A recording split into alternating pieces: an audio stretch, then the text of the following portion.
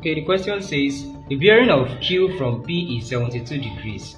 What is the bearing of P from Q? One thing I want you to focus on is this statement from, because the word from tells you where to start the reading of the bearing, where you are to start from.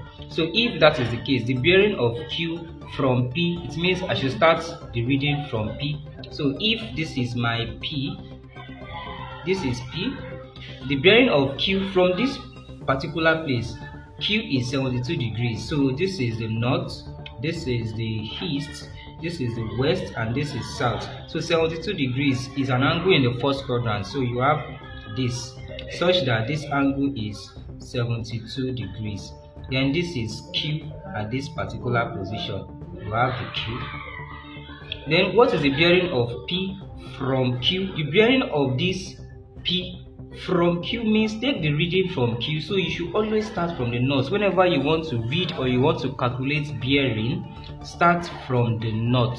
So if I start from the north and you move clockwise direction, so moving to this line of P from this angle, that is what you want to calculate. So this is from this north to this east is one quadrant, which is 90 degrees.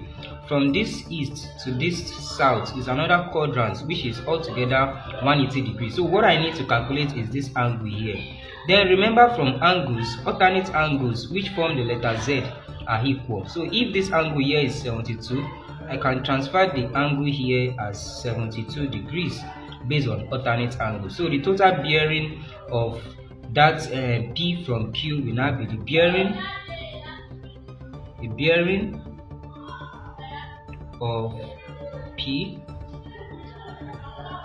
from Q is 90 plus 90, 90 degrees plus 90 degrees plus the 72 degrees, and that is simply 180 plus 72, that is 252 degrees, and that is all on that. So thank you.